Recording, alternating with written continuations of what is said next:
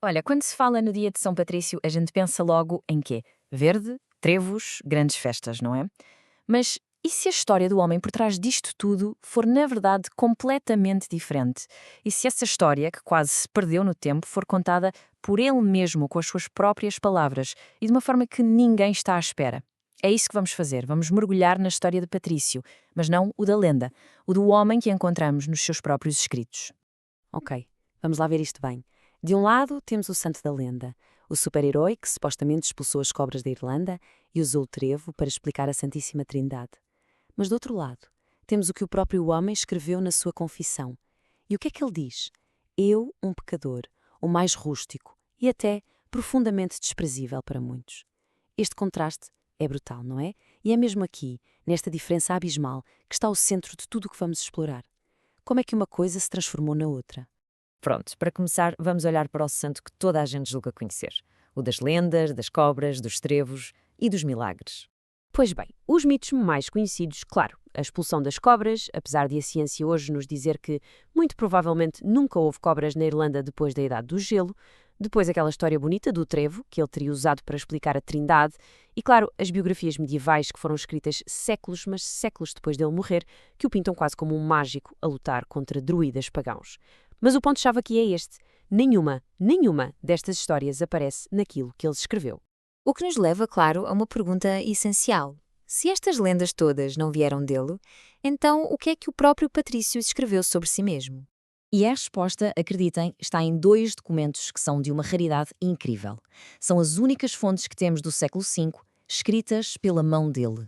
Basicamente, são os únicos textos que sobreviveram da Irlanda do século V. O primeiro é a Confissão, a Confessia. E atenção, não é uma confissão de pecados, como pensamos hoje. É mais uma defesa da sua vida, da sua missão.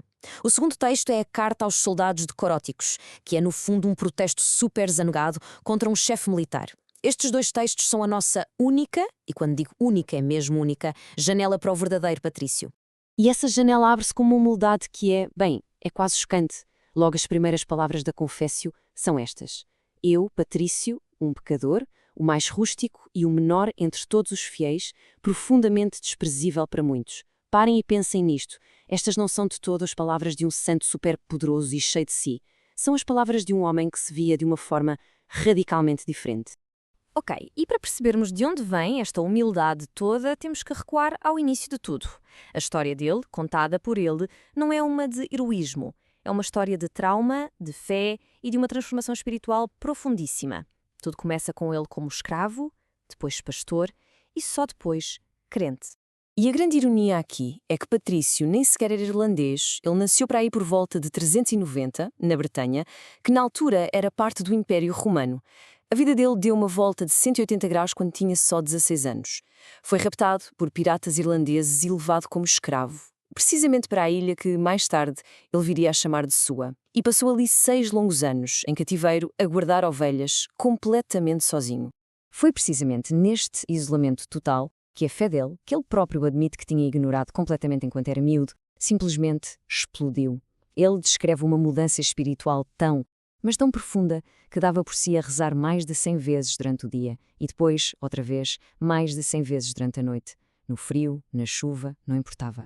É fascinante pensar nisto, não é? Na solidão do cativeiro. Um jovem que se descrevia a si mesmo como alguém que ignorava o verdadeiro Deus, transforma-se por completo. O sofrimento dele tornou-se o berço da sua espiritualidade.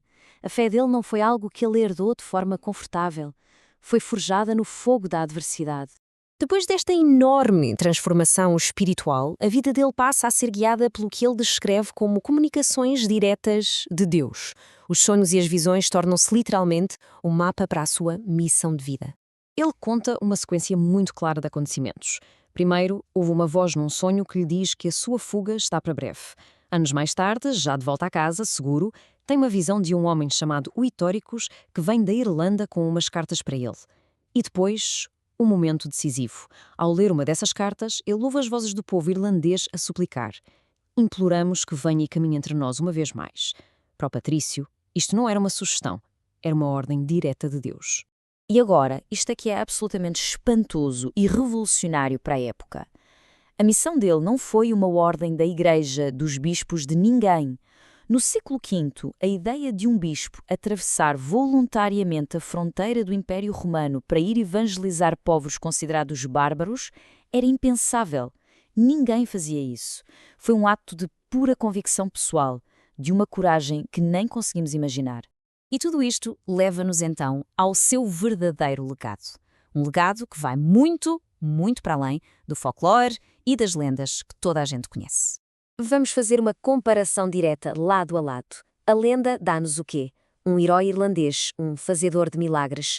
A realidade, baseada no que ele escreveu, mostra-nos um nobre da Bretanha romana, um ex-escravo. A lenda fala de poder, quase de magia. A realidade fala de um homem profundamente humilde que se via como ignorante e pecador. O verdadeiro legado dele não tem a ver com magia, tem a ver com uma fé que foi construída em cima de um trauma. E assim, os seus contributos históricos reais ficam muito claros. O Patrício foi um pioneiro, foi dos primeiros a sequer imaginar uma missão cristã para lá das fronteiras seguras do Império Romano. Ele deixou-nos os únicos documentos escritos que sobreviveram da Irlanda do século V, o que é uma janela de valor incalculável para um mundo que desapareceu. E talvez o mais importante de tudo, a história dele continua a ser um testemunho poderosíssimo de como a fé pode nascer no meio do sofrimento mais profundo.